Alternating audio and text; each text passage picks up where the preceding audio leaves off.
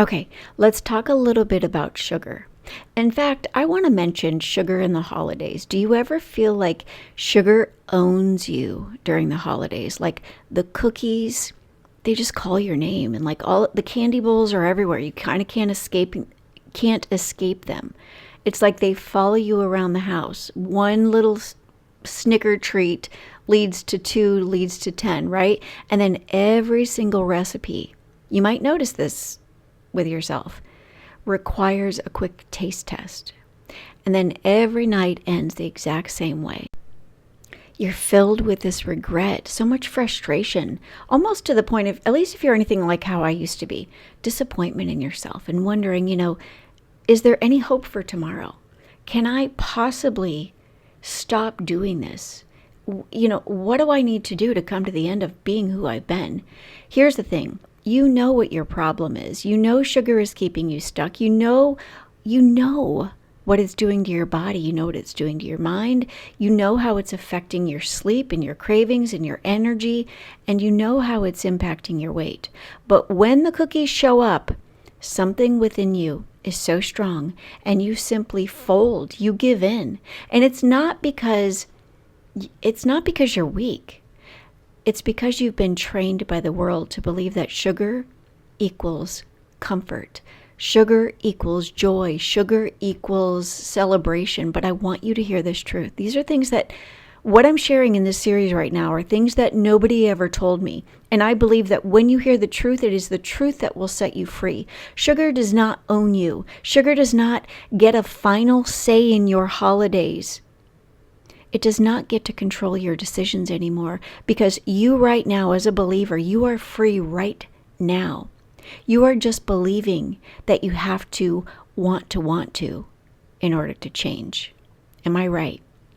And I want you to see this here. The truth is much simpler. You don't have to want to. You only need to decide who is leading you in that moment. Is it going to be your flesh, or will you allow your spirit to lead? I'm going to give you a few scriptures. Galatians 5:16 says, walk by the Spirit so you do not gratify the desires of your flesh. Romans 8:5 says that when your mind is set on the flesh, you will behave according to the flesh. But when your mind is set on the Spirit, you will behave according to the Spirit. This is what the Lord showed me. Your cravings are not the enemy, okay? Get that. But your alignment, your agreement with your cravings is.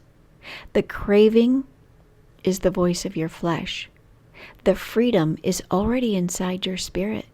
And your decisions are, listen to this, your decisions are the gateway between the two. And it's going to require a new level of you showing up with greater self-awareness and intentionality. So today I'm going to give you 3 powerful steps to break, especially during this holiday season, to break holiday sugar cravings. And it's not going to be through what you hear everybody telling you in the world, right? It's not through willpower. It's not through shaming you. It's not through like some kind of ripping off of the Band-Aid through cold turkey misery. I want to show you the way to freedom, the way that works with the way that you're made, like your physiology, your hormones, your thoughts, and your spirit. So here's the first step. Cut your sugar in half for the next 7 days. Don't eliminate it. Just cut it in half. If you normally have 4 cookies, have 2. I know this sounds absurd, but trust me, this is everything I did to lose the weight. If you put 3 teaspoons of sugar in your coffee, start by reducing it. Just put 1.5 teaspoons of sugar in your coffee. See, here's the thing. Your body treats sugar like a drug. And just like you would never ask a drug addict to quit cold turkey like that, I'm not asking you to quit cold turkey either. When you cut it in half, your brain begins to stabilize. Trust me on this. Your reward pathways begin to shrink. Your dopamine spikes begin to lessen and your cravings begin to weaken. Your hunger cues start to soften as your ghrelin hormone starts to level out, and you regain the power to make sober-minded decisions instead of all of these impulsive ones. And if you do this in 7 days, you'll think more clearly. You're going to notice that you're sleeping more deeply. And you're going to crave sugar a little bit less.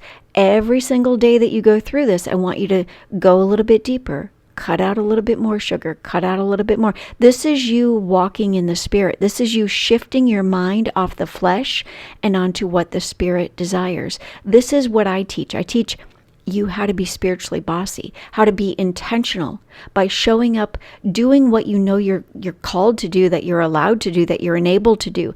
You can do all things through Christ who strengthens you, but he's strengthening you to do what you should, not what you perpetually want. Okay, so let me get to step 2. Swap your sugar for lower sugar or stevia-based alternatives. Find desserts that align with who you're becoming. Start looking for desserts that won't spike your blood sugar. Like you can go and find keto Christmas cookies everywhere. And start choosing treats that don't activate addictive pathways. And if you can, make a few keto or low sugar desserts. I always recommend my clients, and even I used to do this before I was a carnivore, I would make a bunch of keto desserts. I'm thinking of like fat bombs and different things, holiday flavored and whatever. And I would freeze them. And I would just keep them so that way when I needed them, I could practice self-discipline and go and have 1 or 2. Here's the thing. Buy the higher quality chocolate. Use stevia. Use monk fruit.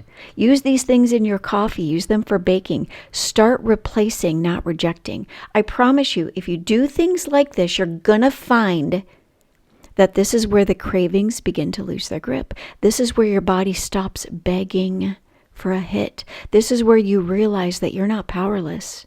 Like you're just leaning into a simple transition. This is part of your transformation.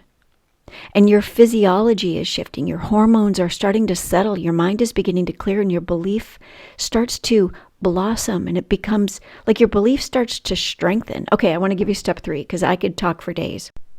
Okay, so step 3 here is start supporting your body by giving it actual fuel, right? Sugar cravings skyrocket when your body is underfed and undernourished and overwhelmed. Trust me, I see this in women daily. Start adding protein before sweets. Drink. So I prep my water throughout the day. Start prepping your water. Start drinking enough water throughout the day. Start eating healthy fats that stabilize your hunger hormones. And aim for simple whole foods so that your blood sugar stops rising and crashing. And so what do I mean by this? What could this look like? Tell yourself, okay, you can have the keto dessert after dinner, but your dinner is going to be like a steak salad, so you're getting protein. And on that steak salad, you're going to have healthy fats. You're going to have an avocado. You're going to have hard-boiled egg. You're going to make a salad dressing. And the oil that you're going to use is a healthy fat. Maybe you're going to use avocado oil to make a healthy salad dressing void of all of the sugar. Doing this is going to help you to keep your blood sugar from rising and crashing. And when you do this, guess what happens? Your cravings get quieter. Like you're going to hear less food noise in your head. And then slowly, little by little, I assure you, if you try this, you're going to see it works. You're going to see that your willpower gets stronger. Your mind starts to get calmer. And your mood gets brighter. And your body begins to burn fat instead of begging perpetually for sugar. Because that's where the flesh bosses you around. And this sweet spot, if you start practicing this and repeating it, don't expect this to happen overnight. It's not going to happen with the first change. This is who you need to become. This is where the breakthrough happens. Not through perfection, not through you punishing yourself, but instead through partnership with the Holy Spirit. And where you start living in a place of steady obedience. And let me say something to you that I wish somebody would have said to me. You might feel like you can't do this, that you're just too weak, or that you don't have the skill set, or that you feel like you're stuck. And here's the thing I want you to know about that. You are simply agreeing with the wrong voice. You have the Holy Spirit inside of you. You have a spirit of power, love, and of self-discipline. You have power. You have authority. You have self-control. It is already yours inside of you right now. The flesh is loud, but the spirit is stronger. You've got to interrupt the pattern so that you can tune out the wrong voice and tune into the right voice. So decide to become intentional. Make a decision today cut the sugar in half, swap what you can, start fueling your body intentionally. You're never going to get to where you're meant to be if you keep believing this has to be easy, it has to be fast, you have to enjoy it. No, do it slowly. Don't rip the Band-Aid off. Make slow changes. And then the entire way, pray for the strength to walk out the decision that you've made. You're not going to feel like doing this. You're not going to want to do this. But I want you to see that it's what you need to do if you want to interrupt the patterns. You don't need to want to. You only need to choose it. And God supplies what you need to walk it out. So remember, sugar doesn't own you. You are completely free. And I'm prayerful that this blessed you. And if it blessed you today, make sure that you subscribe to my YouTube channel so you don't miss the next devotional. Have a blessed day.